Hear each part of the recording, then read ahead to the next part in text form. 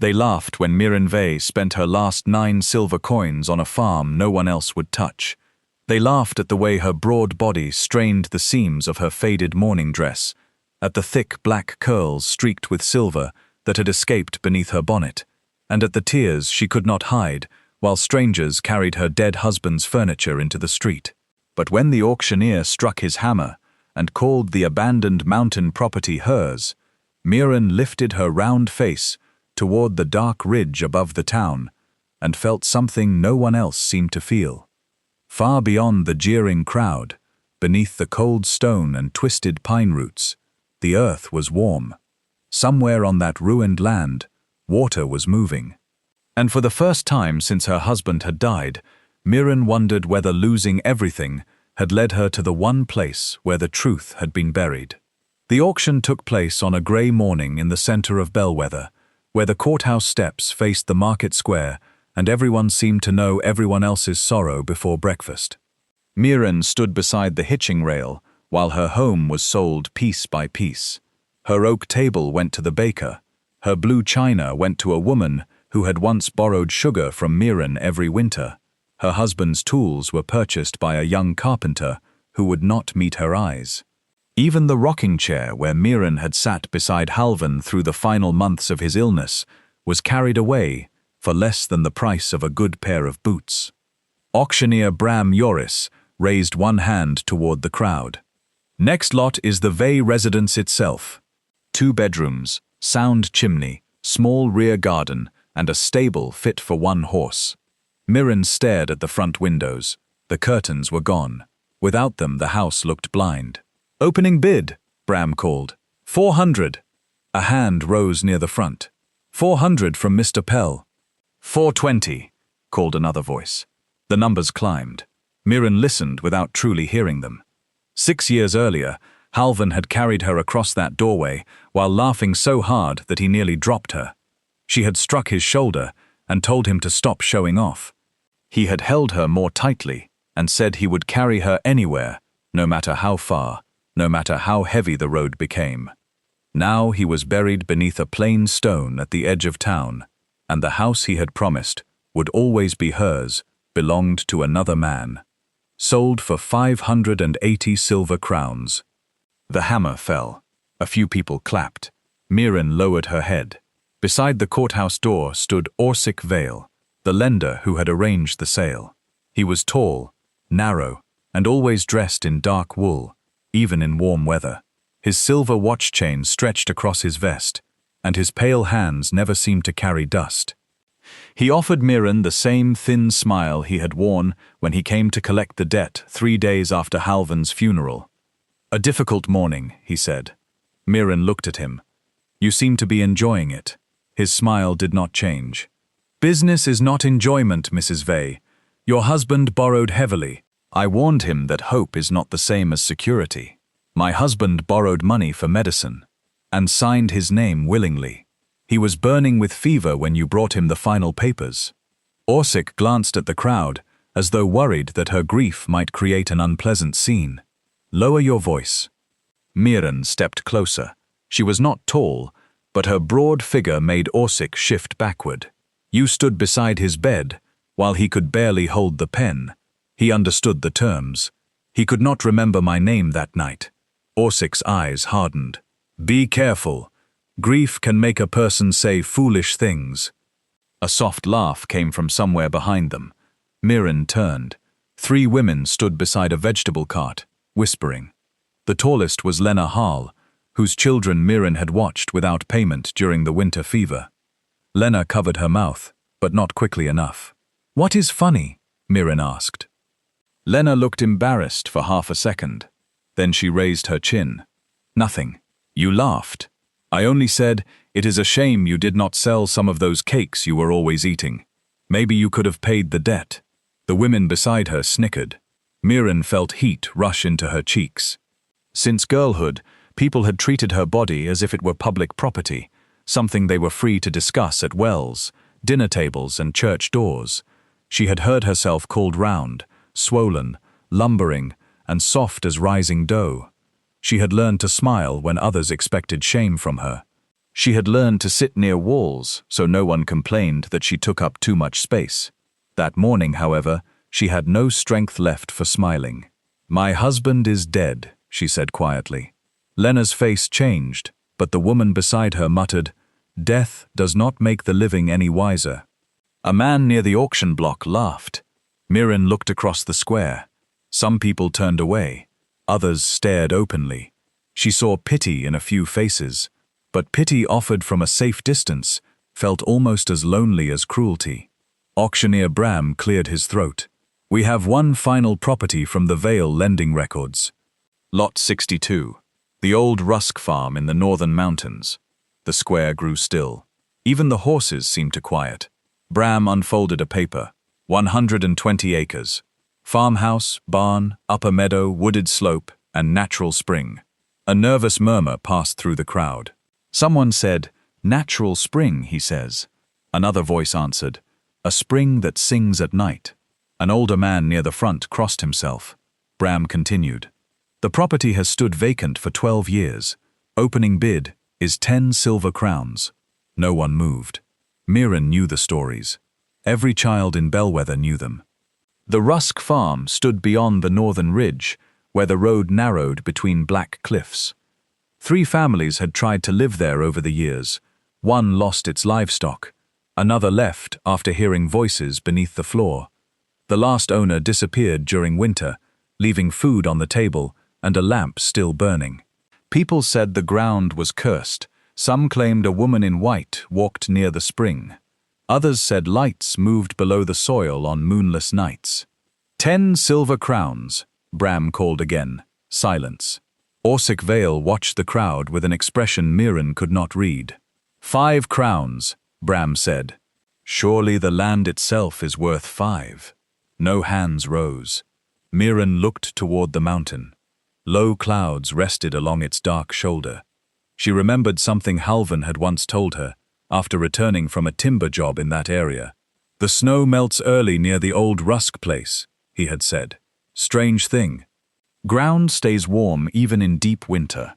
At the time, Miren had thought little of it. Now, with her home gone, and 9 coins hidden in the pocket of her dress, the memory returned. "How much do I still owe?" she asked Orsic. He frowned. "After the sale?" "Yes. The house and belongings covered most of the balance. There will be a remaining fee of 8 silver crowns." Miren stared at him. "You said 9 yesterday. An additional processing cost was added this morning." "Of course it was." Bram lowered the paper. "No buyers. The property returns to the Vale office." 9 silver coins, Miren called. The square turned toward her. Bram blinked. "Pardon?" "I bid 9 silver coins." Someone barked with laughter. Lena stared. "She has gone mad." Bram looked at Orsic. "The debt fee? I will waive it," Orsic said quickly. Miren turned toward him. His smile returned.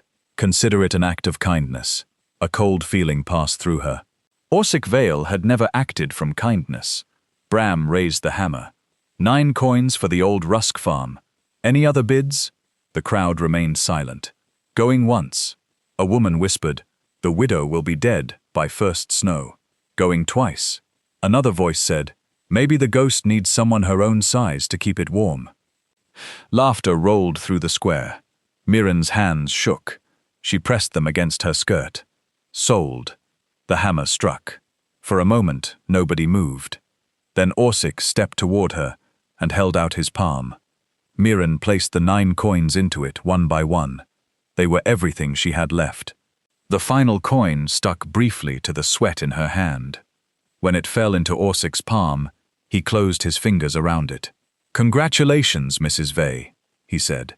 "You are now the owner of the most unwanted land in the valley." Miren looked up at him. "Then you should not mind losing it." For the first time, the smile vanished from his face. By late afternoon, Miren had packed what little the auction had not taken. 2 dresses, a patched winter coat, a cooking pot, a wool blanket, Halvan's old leather journal, a small wooden box containing their marriage ribbon and a lock of his hair. She tied the bundle behind a tired grey mule named Pepper, the only animal no one had bothered to bid on. As she led Pepper through Bellwether, People watched from windows and shop doors. A group of boys followed for half a street. "Do not let the mountain witch eat you," one called. Another shouted, "She will need a large meal." Their laughter followed her toward the northern road. Miren kept walking. The town ended beside a narrow stone bridge. Beyond it, the road climbed through pine forest. The air grew cooler as the sun dropped. Birds called from the trees, and the steady sound of Pepper's hooves became the only familiar thing in the world. Miren did not cry until Bellwether disappeared behind the first bend. Then the tears came so hard that she had to stop. She leaned against a pine tree and covered her mouth with both hands. Her shoulders shook. Grief rose from a place deeper than thought. It was not only for the house or the furniture. It was for Halvan, for the mornings when he had brought her tea, for the way he had kissed the top of her head when she needed bread, for every time he had called her beautiful, with such ease that she almost believed him. "I tried," she whispered into the empty forest. "I tried to save everything." The trees gave no answer. Pepper nudged her shoulder. Miren wiped her face and touched the mule's nose. "You are all I have now." Pepper sneezed against her sleeve. A small laugh escaped Miren before she could stop it. The sound surprised her. It was weak and broken, but it was still laughter. "All right," she said. "You and me." They continued upward. Dusk settled before Miren reached the farm. The road ended at a leaning gate tangled with dead vines. Beyond it lay a field of waist-high grass, silver beneath the rising moon. The farmhouse stood near the tree line, crooked and dark, with half its roof shingles missing. The barn had collapsed on one side. A stone chimney rose against the sky like a warning finger. Miren stopped at the gate. From somewhere beyond the house came the sound of running water. Not a trickle, a steady, living flow. Pepper pulled nervously at the rope. "I hear it too," Miren murmured. She pushed open the gate. Its hinges gave a long, low cry. The grass brushed against her skirt as she crossed the field. With each step, she noticed something strange. The air near the house was warmer than the mountain road had been. Not hot, but soft, as if the last warmth of summer had gathered there and refused to leave. Inside the farmhouse, the smell of dust and wet wood filled her nose. Moonlight entered through cracked windows. A table lay on its side. The fireplace was full of bird nests. Part of the ceiling had fallen into the main room. Miren set down her bundle. "Well," she said to the darkness, "you are terrible." A board creaked upstairs. She froze. Pepper made a low sound outside. Miren picked up a broken chair leg from the floor. "I am tired," she called. "I have had a very bad day. Whoever is up there should understand that I am in no mood for haunting." Silence followed. Then came another creak. Miren held the chair leg in both hands and walked toward the stairs. Her heart pounded. The third step bent beneath her weight, and she quickly shifted to the side before it broke. At the top, she found two small rooms. One was empty. The other had a shattered window and several pine branches pushing inside. A raccoon stared at her from the corner. Miren stared back. The raccoon hissed, "So you are the ghost."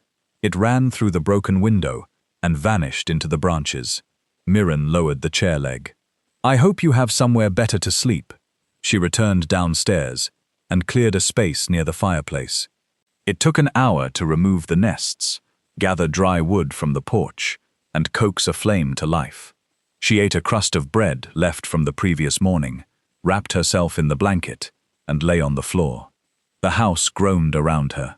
Every sound seemed to carry meaning. Wind moved beneath the roof. Branches scraped the walls. Water murmured beyond the field. Miren closed her eyes, but sleep would not come. She pictured Lena laughing. She heard Orsik telling her that grief made people foolish. She saw Halvan's chair being carried away. At last, she sat up and pressed her fists against her eyes. "What have I done?" Her voice echoed through the room. She had spent everything on a ruin. Winter would come within months. The roof leaked. The barn was useless. She had no food beyond one crust of bread, no seed, no money, and no one to call for help. A sob escaped her, then another. Miren bent forward until her forehead rested against the blanket. She cried alone on the floor of the cursed farmhouse while the fire sank lower. Her grief was not graceful. It came with gasping breaths, wet cheeks, and angry words spoken to a dead husband who could not answer. "You should have told me about the debt," she whispered. "You should have trusted me." She struck the floor once with the flat of her hand. "You should not have left me." The moment the words left her mouth, shame followed. "I am sorry." She reached for Halvan's journal and held it against her chest. "I am so sorry." Sometime near midnight, Miren noticed warmth beneath her palm. She lifted her hand. The floorboard was warm. At first, she thought the heat came from the fire, but the hearth was several feet away, and the warmth ran in a narrow line across the floor, toward the back wall. Miren crawled forward and pressed both hands against the boards. The heat continued beneath them. She followed it until she reached a loose plank near the wall. Using the chair leg, she pulled it upward. Beneath it was dark soil. Warm air touched her face. Miren reached into the opening. The dirt felt almost like sun-warmed garden soil, though the night outside was cold. She heard something then. A low, distant sound. Not a voice. A pulse. Water moving beneath stone. By dawn, Miren had slept less than an hour. She stepped outside and followed the sound of the spring through the field. It came from a hollow behind the farmhouse, where black rocks formed a natural bowl. Clear water flowed from a narrow opening in the hillside and collected in a deep pool before spilling toward the forest. Mist rose from the surface. Miren knelt and touched it. The water was warm. She drew back in surprise. A natural hot spring was rare in the northern mountains. Halvan had once described such places from his travels, but Miren had never seen one. She dipped her fingers again. The water carried a faint scent of stone and metal, but it was clean enough to see every pebble at the bottom. A branch snapped behind her. Miren turned. A man stood among the trees. He was tall and wrapped in a dark coat patched at both elbows. His beard was rough and touched with gray. Long brown hair fell around a weathered face. A hunting bow rested in his left hand, though no arrow was drawn. His eyes were fixed on Miren. She rose slowly. The man's gaze shifted toward the farmhouse. "You should not be here." Miren picked up a heavy stone from the ground. "I own this land. No one owns this mountain. The paper in my pocket disagrees." His expression did not change. "The paper will not keep you safe." "Is that a threat?" "No." It sounded like one. He looked toward the spring. "Do not drink too much of that water until you know what is in it." "Why?" "Because people have suffered here. People say the farm is cursed. People say many things when they are afraid." Miren tightened her grip on the stone. "Who are you?" The man hesitated. "Tovan Sile." The name sent a chill through her. She had heard it in town. Tovan Sile, the mountain hermit. Some claimed he trapped wolves with his bare hands. Some said he had burned a church. Others said he had caused a rock slide that killed 2 surveyors. Mothers in Bellwether warned disobedient children that Tovan would carry them into the forest. Miren stepped backward. Tovan noticed. "You know the stories." "I know enough." "No," he said. "You know what they wanted you to know." "Who are they?" He looked toward the valley. "The same people who sold you this place." Before Miren could respond, Tovan turned and walked into the trees. "Wait." He did not stop. "What happened to the last family?" she called. Tovan paused beneath a pine. For several seconds he stood with his back to her. Then he said, "They were my family." He disappeared into the forest. Miren remained beside the spring, long after he was gone. The town stories had never mentioned that. By midday, she began cleaning the farmhouse. Work kept fear from spreading through her mind. She dragged broken furniture into the yard, swept years of dirt from the floors, and covered the shattered windows with pieces of old cloth. Beneath the kitchen sink, she found 3 iron pans. In a cupboard, she discovered a jar of dried beans that had somehow remained sealed. The roof was worse than she had feared. Several beams were rotten, and rain clouds were already gathering over the western ridge. Miren found a ladder in the barn and leaned it against the house. She climbed slowly, careful not to trust the weaker rungs. Her body had always been treated as proof that she was lazy or weak, though most people who mocked her had never seen her work. She had carried sacks of flour, lifted sick neighbors from beds, hauled winter wood, and once pushed a broken wagon out of a flooded road, while 3 thin men argued over how to do it. Still, climbing the roof alone was difficult. She had just reached the damaged section when the ladder shifted. Miren grabbed the edge of the roof. 1 foot slipped. The ground seemed to tilt beneath her. A hand caught the back of her coat. Tovan stood on the ladder below. "Do not move," he said. "I was not planning to dance." He steadied her until she found the rung again. When they reached the ground, Miren turned sharply. "Were you watching me? I saw you from the ridge. That does not answer the question." "Yes." She folded her arms. "Do mountain men usually spy on widows? Only the ones climbing rotten ladders." "I could have managed." "You nearly fell."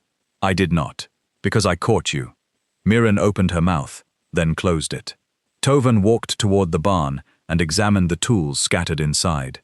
He found a hammer, a coil of rope, and a small box of nails. "What are you doing?" she asked. "Fixing the roof." "I did not ask. You will not survive the next rain without it. I cannot pay you." "I did not ask." Miren watched him. "Why help me?" Tovan looked at the house. "Because someone should have helped my mother." The answer removed every sharp word from Miren's mouth. Together, they worked until late afternoon. Tovan replaced broken shingles while Miren passed tools from below. When he found a rotten support beam, she helped lift a new piece of timber into place. Tovan glanced at her as she held the heavy beam against her shoulder. "What?" she asked. "Nothing. You looked surprised." "It is heavy. So am I." "We understand each other." For the first time, the corner of his mouth moved. It was not quite a smile, but it was close. Rain began as they finished. They carried the tools inside and sat near the fireplace while water tapped against the repaired roof. Miren placed the jar of beans in a pot. "This is all I have." Tovan removed a cloth bundle from his coat. Inside were dried mushrooms, 2 onions, and a strip of smoked meat. "This is all I have," he said. They added everything to the pot. The stew was thin, but the warmth filled the room. For a long time, they ate without speaking. At last, Miren said, "Tell me about your family." Tovan stared into the fire. "My father bought this farm 23 years ago. He believed the spring could support orchards. The ground stayed warm through winter, and fruit trees bloomed earlier here than anywhere in the valley. What happened? The animals became sick." Miren's spoon stopped. "From the water. We thought so. My father stopped letting them drink from the spring. Then someone burned the north orchard. A month later, our grain store was ruined by mold. People in town said the curse had awakened. Did you believe them?" "I was 14. "That is not an answer." Tovan looked at her. "Yes, for a while." "What changed?" "My father found boot prints near the grain store. He said someone had poured water through the roof. He began keeping records. Names, dates, wagons seen on the road." Miren leaned forward. "Where are those records?" "Gone. The house was searched after he died." "How did he die?" Tovan's jaw tightened. "A wagon overturned on the mountain road. An accident. That is what Bellwether decided. And your mother? She stayed. She said leaving would prove the story's true. Then people stopped trading with us. The mill refused our grain. The church asked us not to attend until the rumors settled. One night, someone threw a dead fox onto the porch with a note tied around its neck." Miren's face went cold. "What did the note say?" "That the mountain was hungry." Tovan watched the fire. "My mother became frightened.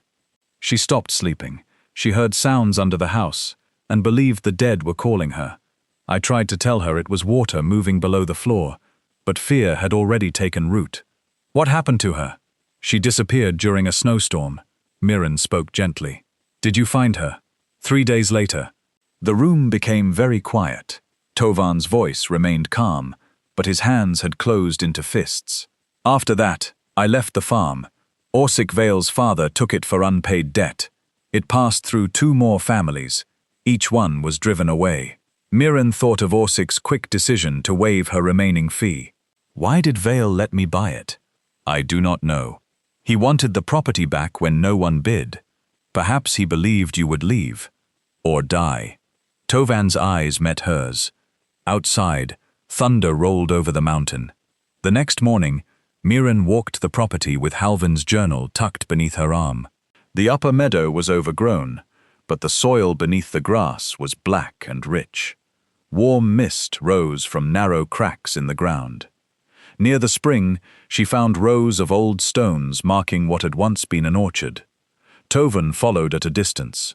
Miren stopped beside a dead tree. You do not have to walk 10 paces behind me. I am watching the ground. For what? Collapsed tunnels. She turned. There are tunnels. Old ones. My father found several openings near the eastern slope. Mining tunnels. Perhaps. What was mined? No one knows. Miren knelt near a patch of orange-colored earth. She rubbed the soil between her fingers. This ground is different. Tovan crouched beside her. The spring carries minerals from deep inside the mountain. Valuable ones? Some say so. Who? My father. He once sent a bottle of water to a scholar in Halden City. The answer never reached him. Or someone stopped it. Tovan looked toward the valley. They spent the afternoon searching the eastern slope. Beneath a curtain of ivy, they found a narrow opening framed by old timber. Cold air moved from inside, carrying the smell of stone. Tovan lit a lantern. Miren stared into the darkness. You first. You own the land, and I am ordering you to go first. He gave her a dry look and entered. The tunnel was low and narrow. Miren had to turn sideways in places, scraping her shoulders against the rock. After 20 feet, it opened into a larger chamber, where water dripped from the ceiling. Old tool marks covered the walls. Tovan raised the lantern. This was worked by hand. Miren noticed a dark line running through the stone. It glittered faintly in the light. What is that? I do not know. She reached toward it. Tovan caught her wrist. Do not touch unfamiliar minerals. You warned me about the water. Now the walls. Is there anything on my land I am allowed to touch? The ground, carefully. Miren pulled her hand away. You are cheerful company. He released a quiet breath that might have been a laugh. At the back of the chamber, they found a rusted metal box wedged between 2 rocks. The lock had broken long ago. Inside were water-stained papers. Miren carried them outside and spread them on a flat stone. Most were too damaged to read.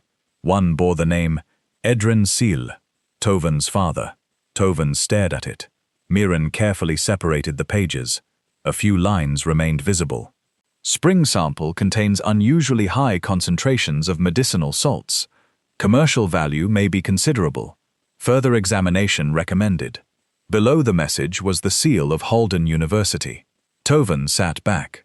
My father was right. Miren looked at the spring below. This farm was never worthless. No, and the curse kept its price low. A sound came from the trees. Tovan rose instantly and reached for his knife. Someone ran through the brush. He chased the figure, but returned several minutes later alone. Who was it? Miren asked. I could not see. Did they hear us? Enough. That night, Miren woke to the smell of smoke. She sat up. Orange light flickered outside the rear window. The barn. She rushed from the house. Flames climbed one wall of the old structure. Pepper kicked against her rope, braying in panic. Miren ran toward the mule, but a burning beam fell between them. She stumbled backward. Tovan appeared from the darkness, carrying 2 buckets. Get the animal. The beam, use the side door. They fought the fire until rain from the spring channel and buckets from the well reduced it to smoking wood. The barn had already been half ruined, but what remained was now useless. Miren stood in the mud, breathing hard. Tovan knelt near the rear wall. He lifted something from the ground. A glass bottle.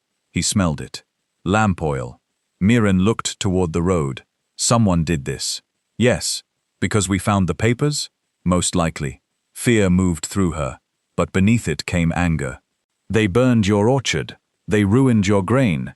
Now they burn my barn. Tovan rose. You should leave for a few days. No, Miren, no. Whoever did this may return. Then they will find me here. You could be hurt. I have already been hurt. Her voice broke, and she hated that it did. My husband died. My home was taken. People who ate at my table laughed while my life was sold. I spent my last coins on this place because I thought there might be one thing in this world they had not already taken from me. Tovan said nothing. Miren wiped rain from her face. I will not give them this too. He looked at her for a long moment. Then he nodded. Then we find proof. They began with the county records. 2 days later, Miren returned to Bellwether wearing her cleanest dress. Tovan remained outside town because his presence would cause more talk than help. At the courthouse, Clerk Yavin Pell sat behind a high desk surrounded by shelves of land documents. He was a small man with nervous hands. I need the ownership records for the Rusk farm, Miren said. Yavin adjusted his spectacles. Those are old. I am aware. They may be stored below. I can wait. Yavin glanced toward Orsik Vale's office across the square. There is a search fee. How much? 3 silver crowns. I have no money. Then I cannot search. You searched records without payment when Lena Hall disputed her fence line. That was different. How? She is a respectable property owner. Miren stared at him. And I am not. Yavin's eyes dropped to her dress. People are saying strange things about the mountain. People always say strange things when they do not know the truth. I heard you were seen with Tovan Sile. So? He is dangerous. Has he ever harmed you? No. Has he harmed anyone you know? Yavin hesitated. Not directly. Then perhaps you should fear the people who have. A door opened behind the desk. Orsik Vale entered. His eyes rested on Miren. Mrs. Vey, you look tired. My barn was burned. How unfortunate. You do not seem surprised. Old buildings catch fire. Bottles of lamp oil do not often walk into them. Yavin became very still. Orsik's smile thinned. Are you accusing someone? I am asking for land records. And you have been told the fee. You own half the debts in this county. Surely you can spare 3 coins. Rules protect everyone. No, Mr. Vale, rules protect the people who write them.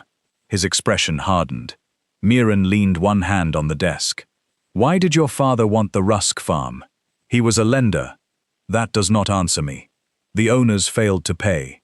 All 3 families? Bad land attracts bad decisions. The spring is valuable. For the first time, Orsik's face changed. Only slightly. But Miren saw it. He recovered quickly.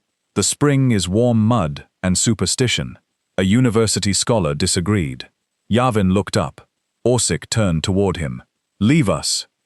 The clerk gathered his papers and disappeared into the back room. Orsik approached Miren.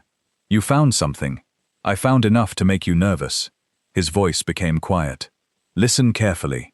The mountain has taken stronger people than you. Miren's hands trembled, but she kept them flat on the desk. Is that another town story? It is advice.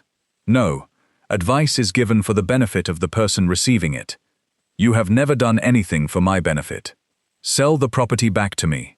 For how much? 20 silver crowns. You called it worthless. I am offering charity.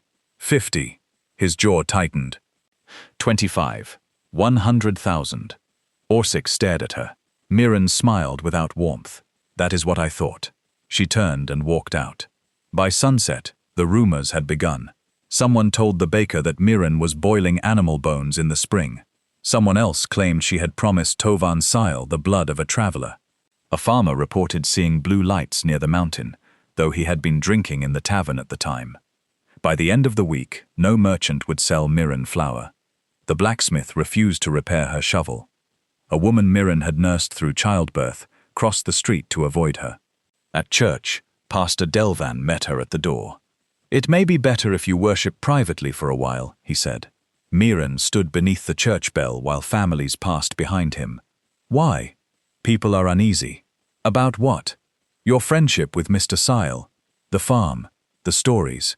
Do you believe I have done something wrong? That is not the question. It is the only question that matters. The pastor rubbed his hands together. Peace in the congregation must be protected. Miren looked past him. Lena Hall sat in the second row, wearing the blue shawl Miren had sewn for her during a hard winter. Lena saw Miren and quickly looked away. I gave this church food every harvest for 8 years, Miren said. We are grateful. I cared for half these people when fever came. No one has forgotten. They forgot before I reached the door. The pastor lowered his voice. Do not make this more difficult.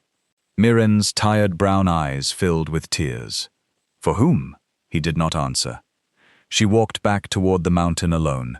Rain began halfway up the road. By the time she reached the farmhouse, her dress clung heavily to her legs. Tovan sat beneath the repaired porch roof, sharpening a tool. He looked up. What happened? Nothing. Miren. She passed him and entered the house. Tovan followed. She placed her empty basket on the table. No flour, no salt, no lamp oil. Why? Because I am dangerous now. He set down the tool. I warned you. She turned. Do not what? Stand there and tell me you warned me as though being right makes this easier. I did not mean. I helped them. Her voice rose. I helped all of them. When Lena's youngest was sick, I stayed beside that child for 3 nights. When the baker's wife broke her leg, I cooked for their family. I mended clothes for people who could not pay. I buried lonely people. I washed the body of a woman whose own daughters were too frightened to touch her.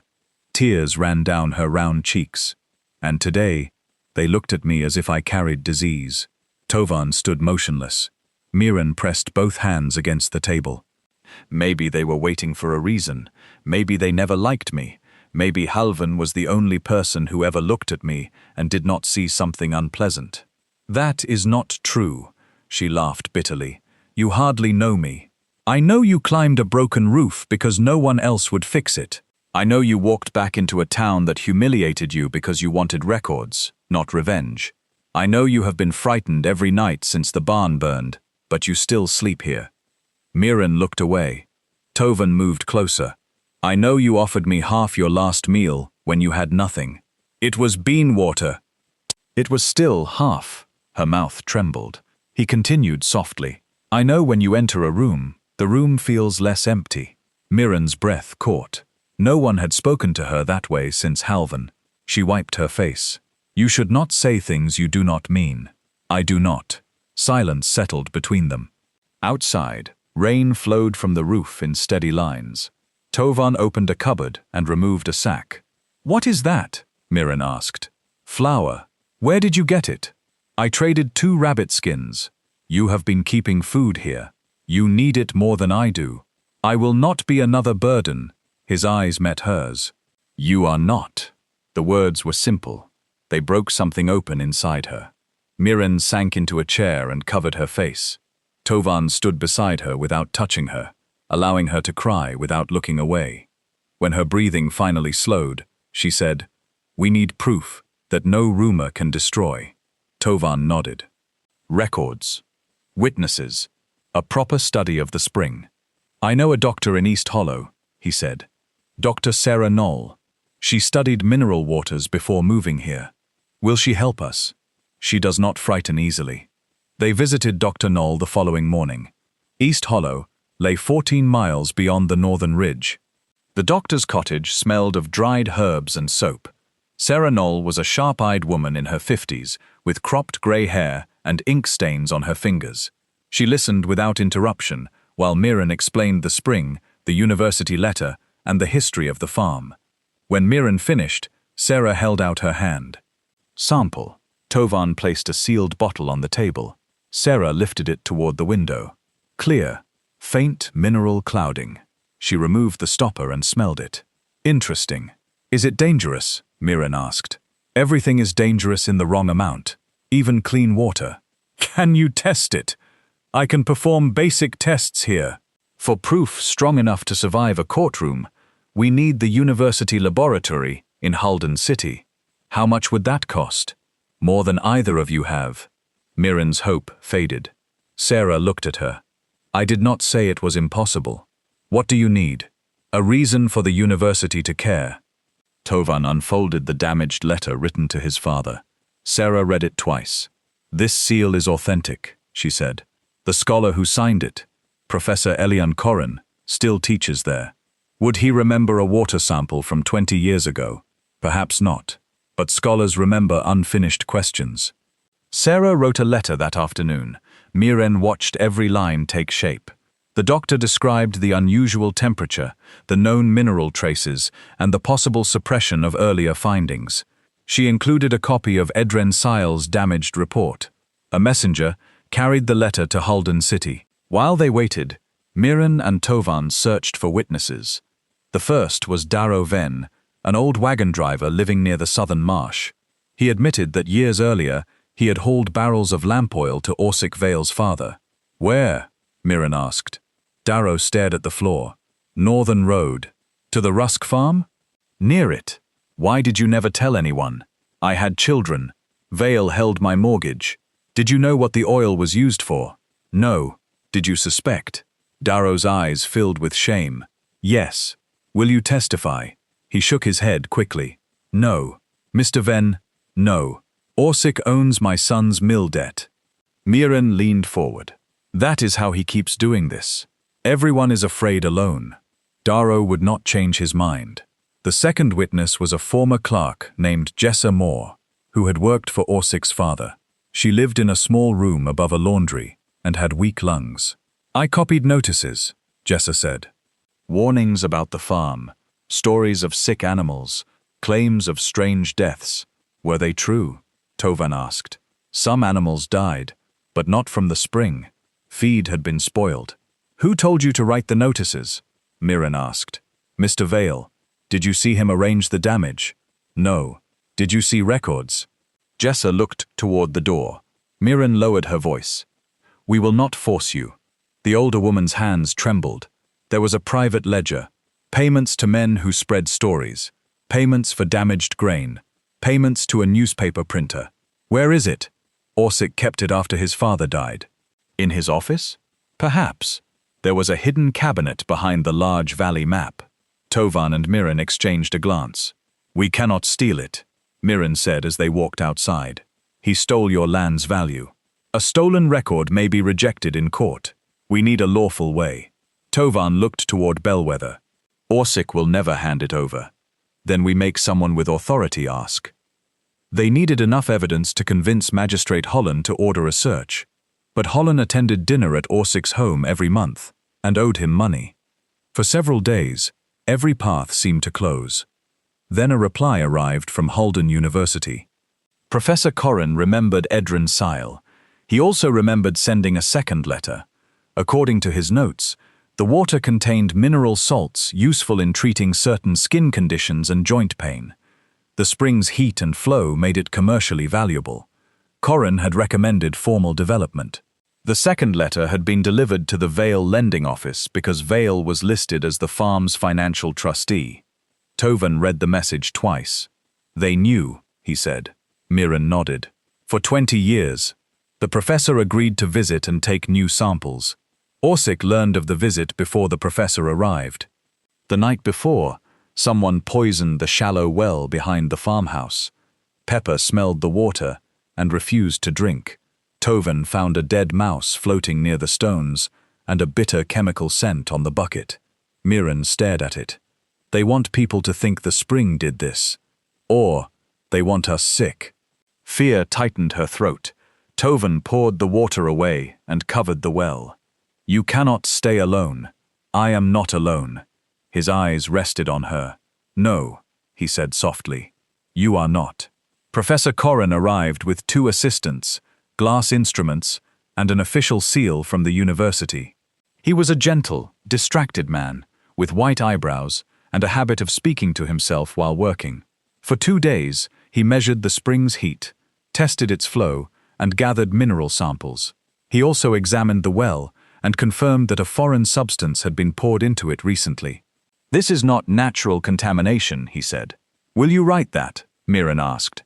"I will write exactly what the evidence shows." Word spread quickly. Orsik responded by calling a public meeting in Bellwether. Miren learned of it from a boy who slipped a folded notice beneath her gate. For the safety of the valley, citizens were invited to discuss the dangerous activities occurring at the northern farm. Tovan read the notice. Do not go. They will decide what I am, whether I stand there or not. That crowd is already angry. Then they should see my face while they speak. The meeting filled the town hall. Miren entered beside Tovan, and conversation stopped. People stepped away from them. Orsic stood at the front near Magistrate Holland. Pastor Delvin sat behind him. Lena Hall was in the first row. Orsic raised his voice.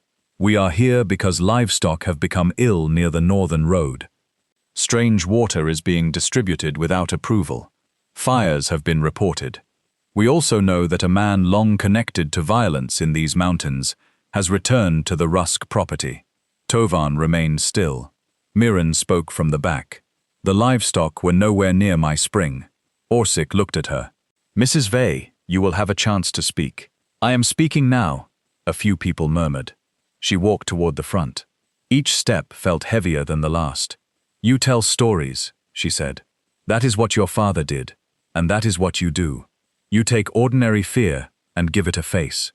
First it was Tovan's family. Now it is mine. Orsic smiled patiently. You are grieving and under strain. Do not use my grief to make me sound confused. Magistrate Holland struck the table. Order. Miren held up Professor Corrin's preliminary report. The spring is not cursed. It contains valuable mineral salts. Orsic's father knew that 20 years ago. Voices rose across the hall. Orsic's face remained calm. A claim without proof. The professor is here. Corrin stood from a side bench. I can confirm the letter and the early findings. Orsic glanced at him. Preliminary science has misled many people, and rumors have ruined more, Miren said. Lena rose suddenly. What about the lights? Miren looked at her. What lights? My husband saw them near your field. Your husband was playing cards at the Red Lantern that night. Laughter moved through the room. Lena flushed. You do not know that. I passed the tavern, another farmer shouted. My cow lost a calf after drinking from the northern creek. Dr. Knowles stood. The northern creek does not flow from the spring. The farmer looked uncertain. Miren saw the crowd shifting, not toward trust, but toward doubt. Orsic saw it too. He stepped forward. Even if the spring has value, Mrs. Vey purchased the property while mentally distressed. The sale may not be legal. A stunned silence followed. Miren stared at him. You accepted my money. Out of compassion.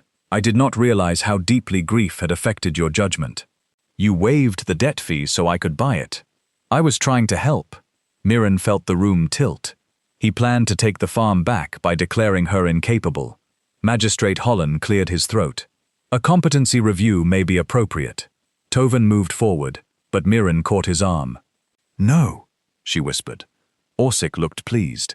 Miren faced the crowd. When my husband was alive, no one called me confused when I managed his accounts. No one questioned my mind when I organized food during the fever. No one called me unfit when I sat beside your sick children. Her eyes found Lena. Lena looked down. You question me now because I found something valuable. You question me because I am a widow without money. You question me because I am large and tired and easy to laugh at. No one spoke. Miren's voice trembled, but it did not fail. I have spent my life trying to prove I deserve the same respect other people receive, without asking. I am finished begging. She turned toward Magistrate Holland. You may review my mind, review the sale, review every paper. But while you do, review Orsic Vale's private records too. The magistrate stiffened. There is a hidden cabinet behind the valley map in his office, she continued. Inside is a ledger showing payments made to spread false stories, damage farms, and frighten families from the northern land. Orsic's face went pale. Jessa Moore rose from the rear of the hall. Every head turned. I saw the ledger, she said. Orsic stared at her. You are mistaken. No. Jessa's voice was weak but clear. I copied parts of it. Darroven stood near the door. Miren had not noticed him arrive. He removed his hat. I carried oil to the Rusk farm for Vale's father. It was the same week the orchard burned. The hall erupted. Magistrate Holland struck the table repeatedly. Orsik shouted, "These people are liars." Professor Corrin raised the old university letter. "My findings were sent directly to your office 20 years ago." Orsik turned toward the exit. Tovan stepped into his path. He did not touch him. He simply stood there. For years, the town had painted Tovan as something wild and violent. Yet in that moment, while anger filled the hall, he remained calmer than any man in the room. "You wanted me to become what they feared," he said to Orsik. "I will not." The magistrate ordered the constable to search Vale's office. The hidden cabinet was found before sunset. Inside were 3 ledgers, old letters, property maps, and contracts showing that the Vale family had planned to purchase the entire northern water route once the surrounding farms were abandoned. The records named men paid to spread ghost stories. They listed money used to spoil grain, frighten animals, burn structures, and pressure merchants into refusing trade. There was also a file marked Vey. Inside it were Halvan's loan papers. Miren read them at the courthouse table. The final loan had been altered after Halvan signed it. The interest had been doubled. Fees had been added in different ink. Her hands began to shake. "He stole our house," she whispered. Tovan stood beside her. He knew Halvan was dying. Tears blurred the words. He stood beside the bed and watched him sign. Tovan placed one hand on the table near hers, not touching, but close enough that she could feel his presence. "You found the truth," he said. "It does not bring Halvan back. No, it does not return those last months. No." Miren closed the file. "But it gives his name back," Tovan said. She looked at him. "He did not fail you," Tovan continued. "He was deceived." The weight she had carried since the auction shifted inside her. For months, she had been angry with Halvan for hiding the debt, ashamed that they had lost everything, and frightened that his love had been mixed with secrets. Now she understood. He had borrowed far less than Orsik claimed. He had tried to save his life without placing the true cost upon her. Miren pressed the file against her chest and wept. The case went before the regional court in Halden City. Miren testified for 2 hours. Orsik's lawyers tried to confuse her with dates and figures. They asked whether grief had affected her memory.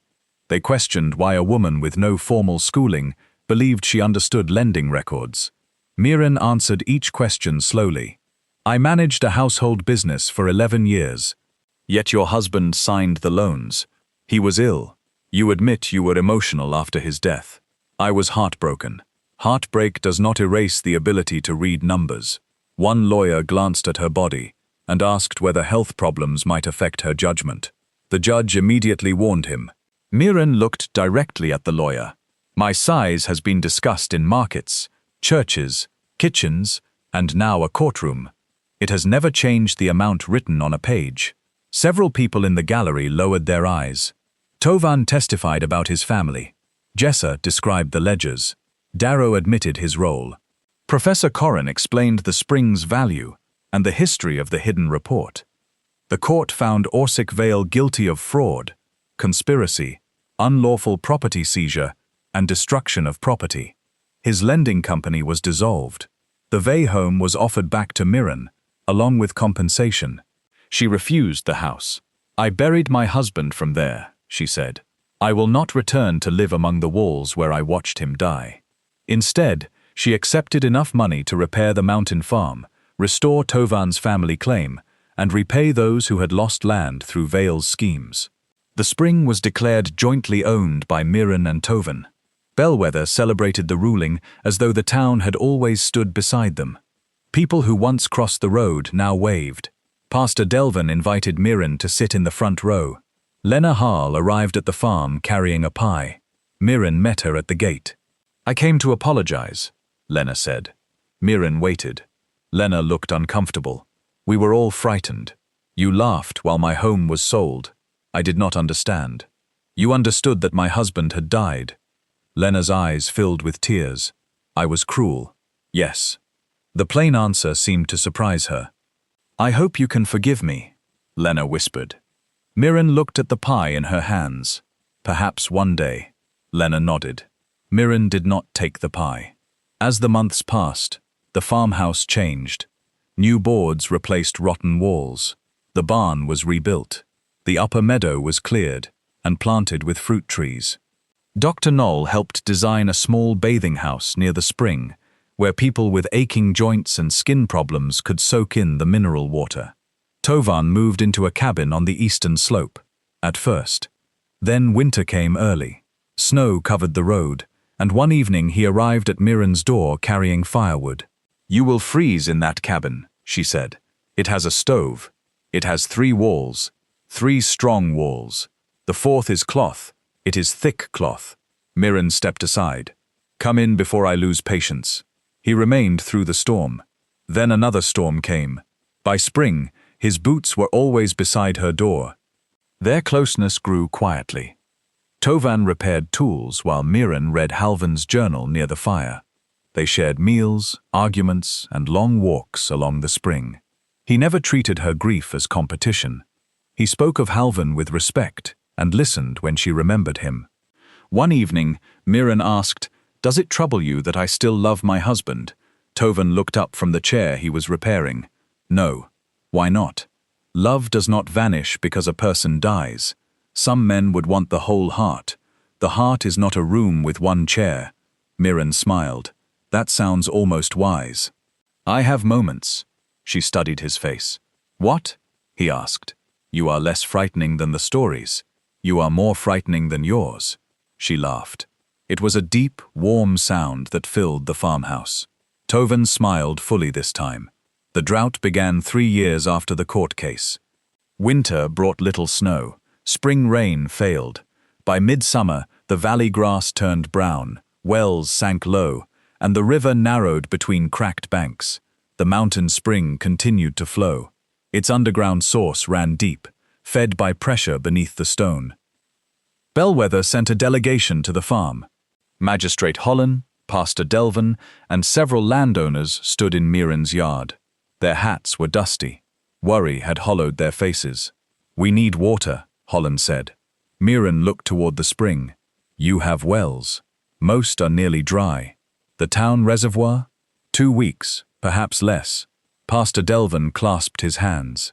"Children are already becoming sick from poor water." Tovan stood beside Miren. He said nothing. Miren remembered the auction. She remembered the laughter. She remembered being refused flour, salt, worship, and dignity. She could have charged them enough to rebuild the entire farm twice. The court documents gave her the legal right to control the water. No one could force her to share it unless the drought became a declared emergency, and even then compensation would be required. Magistrate Holland seemed to know what she was thinking. "We understand there will be a price." Miren's eyes moved across the delegation. Lena stood near the back, thinner than before. Her youngest daughter held her hand. "What price do you think is fair?" Miren asked. Holland swallowed. "We hoped you would name it." Miren looked at Tovan. His face offered no answer. The choice was hers.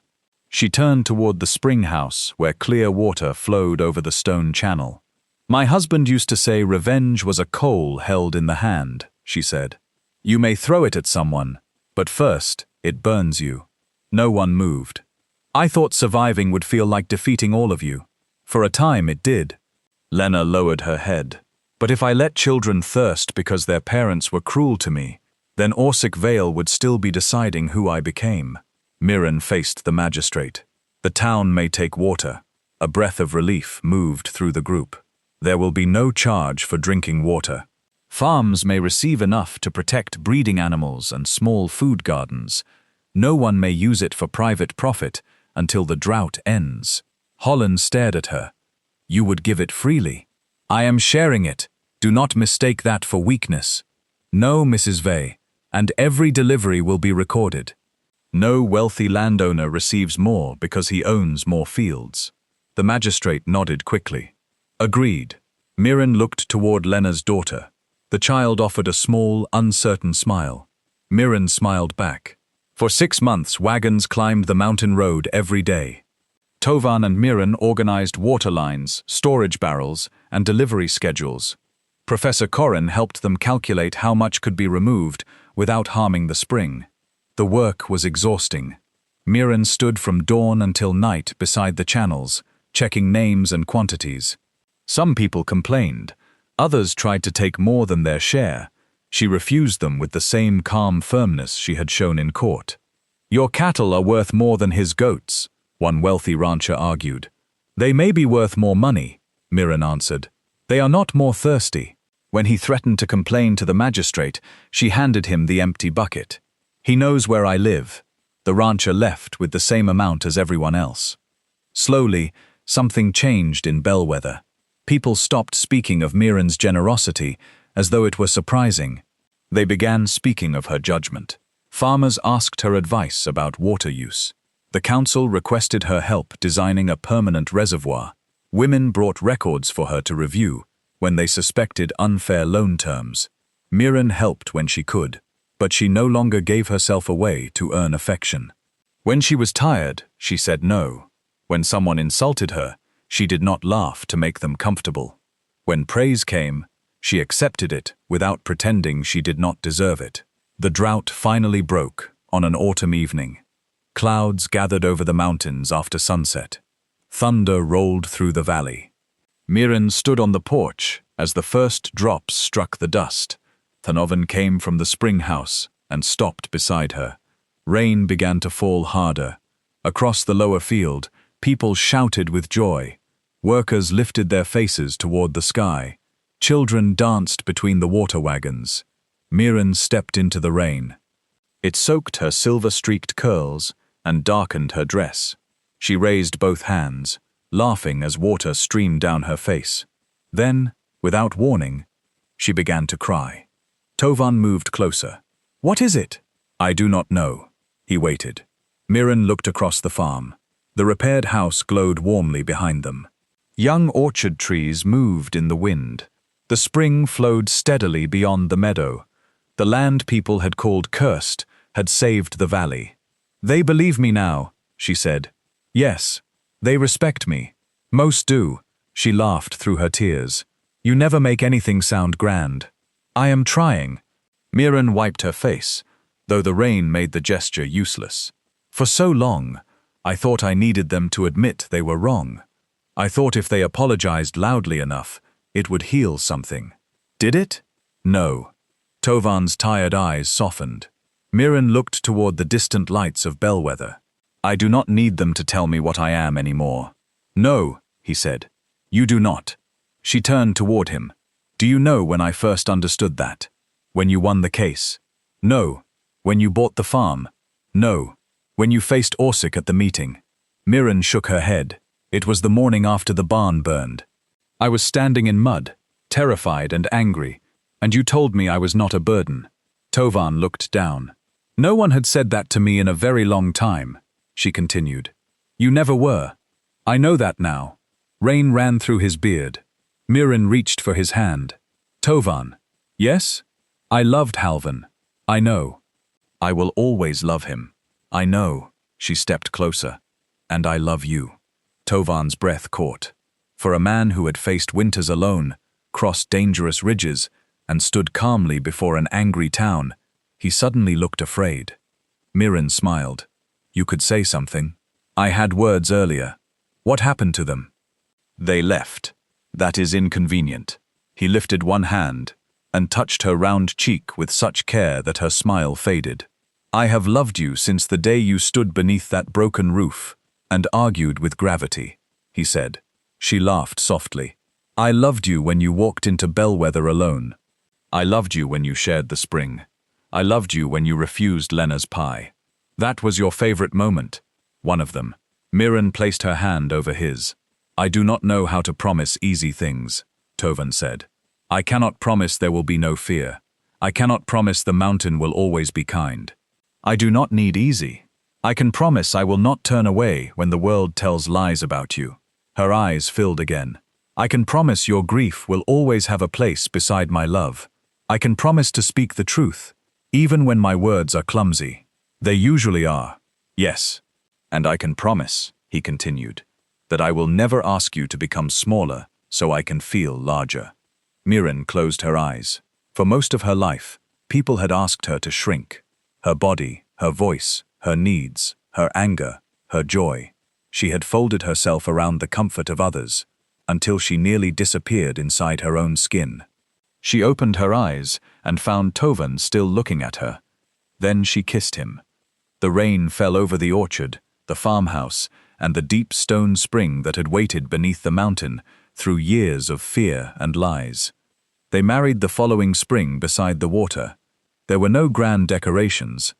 Miren wore a dark green dress made by her own hands. It fit her broad body without apology.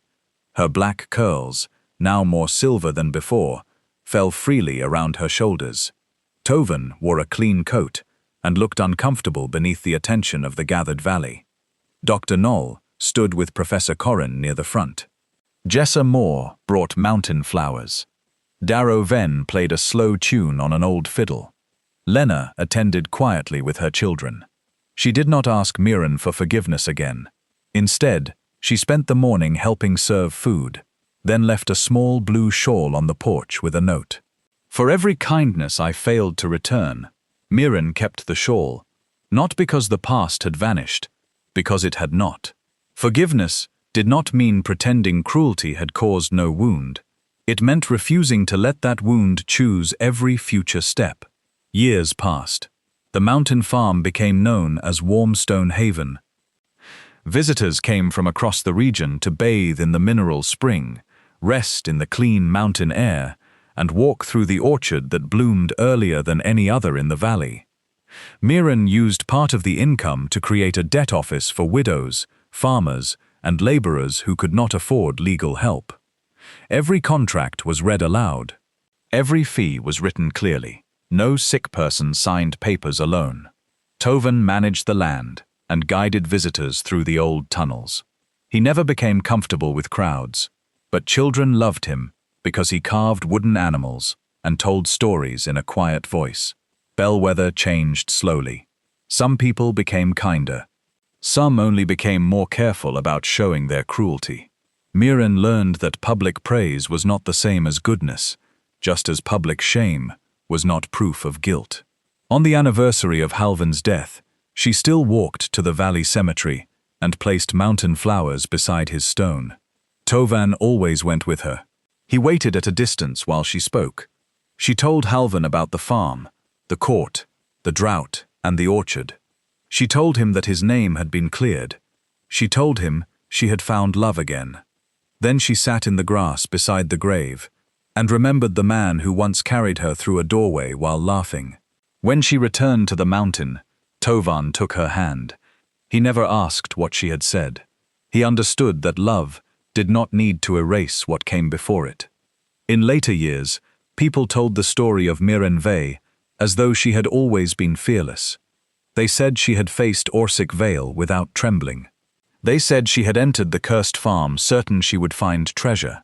They said she had forgiven Bellwether without hesitation and saved the valley because her heart was naturally kinder than everyone else's. Those stories were easier to tell. The truth was more human. Miren had been afraid almost every day. She had cried on the farmhouse floor. She had doubted her mind, her choices, and her worth. She had wanted revenge. She had imagined turning the town away while its wells dried. She had looked into the faces of people who betrayed her and felt no kindness at all. Her courage did not come from never feeling those things. It came from choosing what she did next.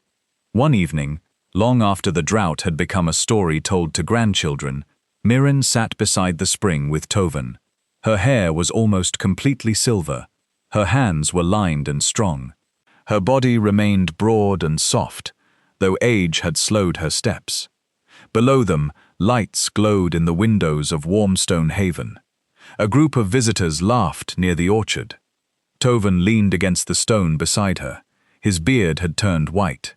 "Do you remember the first thing you said to me?" Miren asked. "You should not be here. You were rude. You were holding a rock. I had heard you carried children into the forest. I avoided children. That is not the same thing." He smiled. Miren placed one hand in the warm water. "I thought this place would save me." "Did it?" She considered the question. "No."